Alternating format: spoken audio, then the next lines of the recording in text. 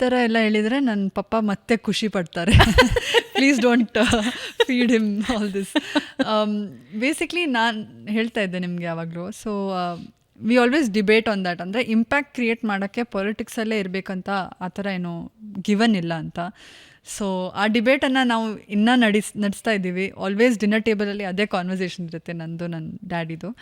But ಇವಾಗ I think I am more focused on world for this year.